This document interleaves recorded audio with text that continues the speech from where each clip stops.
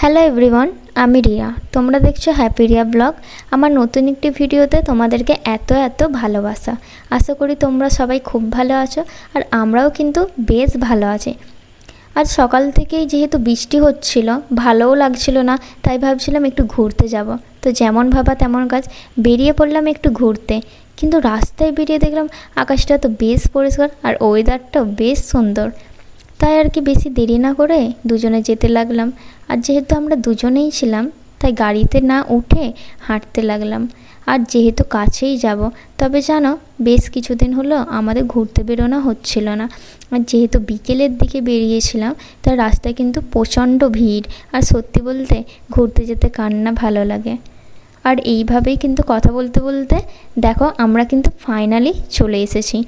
তোমরা গেস করো জায়গাটা কোথায়? আমার তো খুবই প্রিয় এই জায়গাটা। আচ্ছা, তোমাদের কি ভালো লাগে এই জায়গাটা? অবশ্যই কমেন্ট করে জানাবে। আমার তো বেশ ভালো লাগে। তো দেখো এবার ভিতরে ঢুকতে না ঢুকতেই সুন্দর একটা ভিউ। ভিতরে ঢুকতে না ঢুকতেই কিন্তু আশপাশটা অনেক সুন্দর। আর যেহেতু আমি অনেক দিন পরে এসেছি, আমার কিন্তু অনেকই ভালো লাগছিল। আর একটা সত্যি কথা বলতে কি বলো তো, আমার কিন্তু মনটা অনেকটাই খারাপ ছিল। আর এখানে আসার পর কিন্তু আমার বেশ ভালো লাগছিল।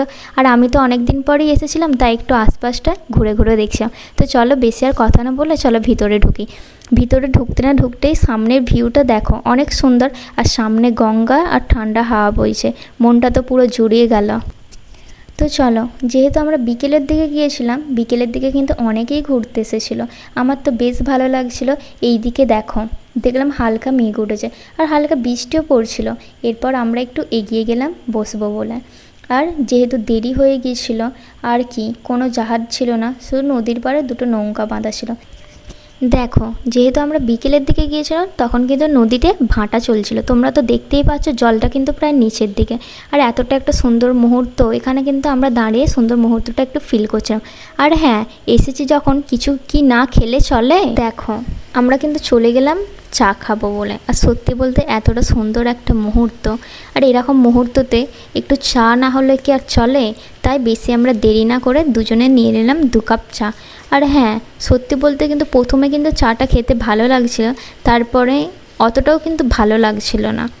তো কী আর করা যাবে, খারাপ হলেও তো খেতেই হবে, যেহেতু টাকা দিয়ে কিনেছি।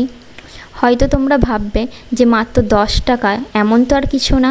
দেখো একটা সত্যি কথা বলতে কি, আমাদের মতো মধ্যবিত্তদের কাছে সামান্য এই 10 টাকাটাই কিন্তু অনেক। থাক যাকগে, ওইসব বাদ দাও। এরপর কিছুক্ষণ বসেছিলাম, একটু আড্ডা দিচ্ছিলাম। এরপরে অনেকটাই রাত হয়ে গিয়েছিল, তাই বাড়ি তো যেতেই হবে। আর আমার কিন্তু প্রচণ্ড খিদে পেয়ে গিয়েছিল, তাই আর বেশি দেরি না করে আমার প্রিয় খাবার খেতে চলে গেলাম। আর হ্যাঁ, আমার প্রিয় খাবার হলো মোমো। তোমাদের প্রিয় খাবার কোনটা অবশ্যই জানাতে ভুলো না। আর সত্যি বলতে মোমোটা কিন্তু অনেক টেস্টি ছিল। এরপর কিন্তু দেখো আমরা ফাইনালি চলে যাচ্ছি বাড়ি। তো তোমরা আর বেশি দেরি না করে ঝটপট আমার চ্যানেলটিকে সাবস্ক্রাইব করে দাও। আর ভিডিওটি ভালো লাগলে অবশ্যই লাইক, কমেন্ট আর শেয়ার করতে একদমই ভুলো না। আজকের মতো এইখানেই, দেখা হচ্ছে নেক্সট ভিডিওতে।